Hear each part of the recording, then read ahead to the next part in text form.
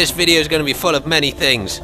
It's going to be like a Q&A, plus mini war story, quite a funny one actually this time, plus GOL MAGNUM gameplay on Caspian Border, because of course Second Assault came out a couple of days ago, which brings back Caspian Border, Gulf of Oman, Metro and Operation Firestorm into Battlefield 4. Looks really pretty, I think, Caspian Border compared to how it did look. It was the bluest of all the blue maps in Battlefield 3, and they've of course got rid of that in this, so it's a heck of a lot nice looking. They have erected this wall of doom, splitting up the map, and there's also a new tower, because the old one fell down at the end of every single game. You can actually see across on the other side the remnants of the old tower that used to stand there, because this is supposedly like 5 years in the future, or something like that.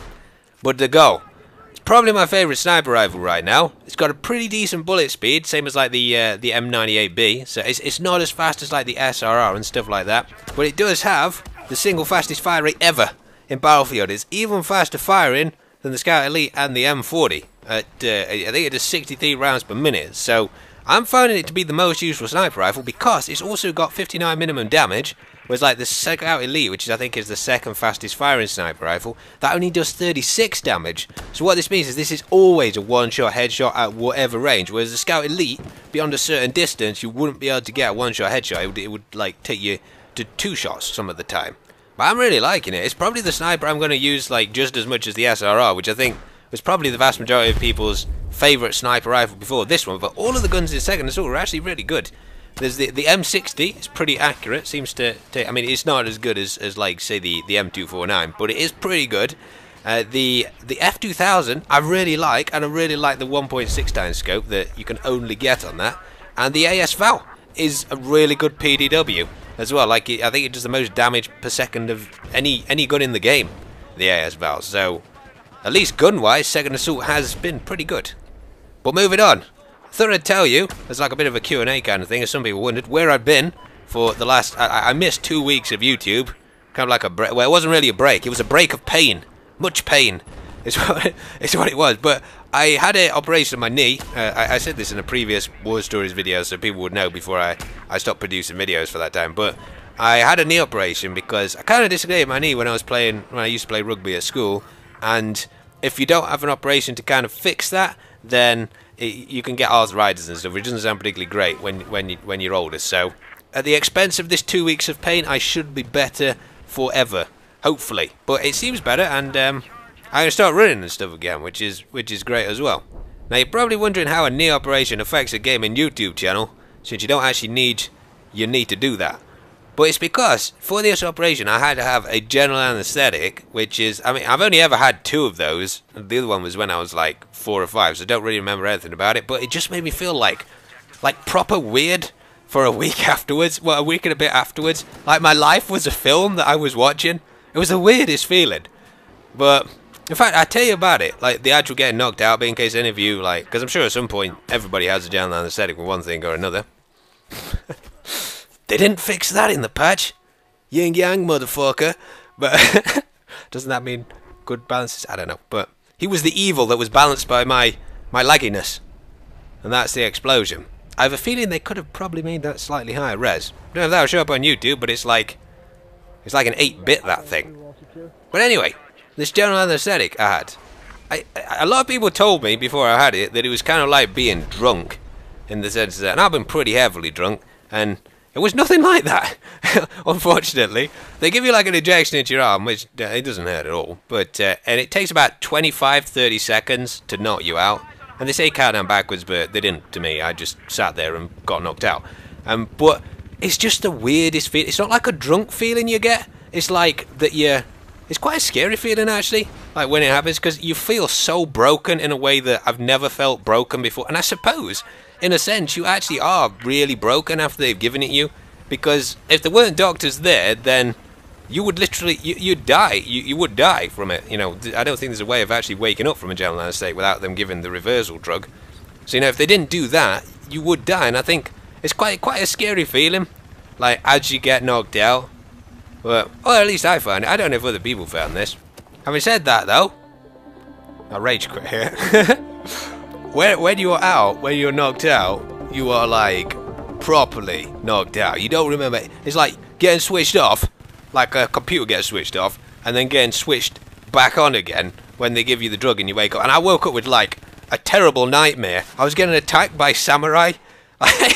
So I was just like, and I woke up and there was a nurse holding down each of my arms, like a nurse on each side, because I was like, you're pretty confused when you wake up, to be honest, because it's like just like getting rebooted. It's the strangest thing. But as I say, I couldn't really do YouTube for like the week and a bit afterwards. And I left it 2 weeks just to be sure, but I couldn't do it because I just felt so like my life didn't feel real after I'd woken up. It was like I was still dreaming for like a full week afterwards, and then it got a little bit better after like the second week afterwards, which is why I didn't post for a while. But now you know, if anybody wondered what had been up. They didn't fix the AA at all. I don't usually play this because it is hideously broken, but I thought they were going to fix this for a second or so. They didn't. You can barrel roll it though, as you'll see in a second. Pro tactic, because it confuses the enemy and they think you're a noob, and then you can hit them with your newbie active radar missiles, proving to them that you are a noob. Anyway, today's war story is about the biggest and best soldier I have ever heard about in World War II. His name was Wojtek. I think that's how you say it. It's actually pronounced, if I pronounce Polish and English, Wojtek. But Polish is a crazy language to the English to pronounce, so I'm going to go with Wojtek and hope that I pronounced that right. But he's one of the hairiest soldiers I've ever heard about, this Wojtek guy, because he was actually a bear. A war bear. Like those books which had them in. Bear Cavalry Charge. Now you're fucked. It was Philip Pullman, wasn't it? His Dark Materials trilogy, with armoured polar bears into it. Cracking books. They ought to make those into a film. Well, I would watch that. I would definitely watch that. But Wojtek the bear wasn't actually a Polish bear. He was actually an Iranian bear when some Polish soldiers in World War II were, I don't know what they were doing in Iran. I think they were transversing there from some Russian gulags or something like that, because weirdly Russia put all the Polish people they found, or the ones that they didn't shoot on sight at the start of World War II, into gulags, and then when Germany betrayed Russia, they then got the Polish to go and fight for Russia against the Germans. But these Polish soldiers found an Iranian kid walking along the road with a bear in a bag.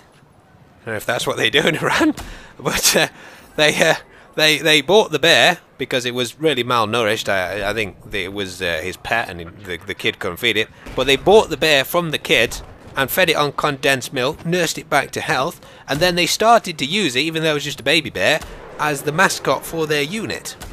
And Wojtek, just as he grew up, got treated as just one of the lads in the Polish platoon. He ate with them, he drank with them, they used to light cigarettes, and he used to like take a puff on the cigarette and then just, well, eat the cigarette. And he used to drink beer from bottles as well. He loved having a hot shower because he figured out how to turn the showers on, so he used to, like go into the shower and have one when he fancied. He was a pretty clever bear. He also used to play fight as well with the other soldiers. Bear in mind, this is like a plus 6 foot, 500 pound bear, and they used to wrestle with him. He won all the time. It was kind of unfair for the humans, but nobody got eaten. That's the important thing. When they marched from place to place, he used to stand on his hind legs and walk like a human with the soldiers, carrying a little backpack. I'm not even making this up. I'm not even making it up. But the Polish, when they made it out of Iran to meet up with the British to attack the Germans back in Europe, the British, of course, wouldn't let people have animals in units because people would be taking their hamster gerbil and everything else to war with them.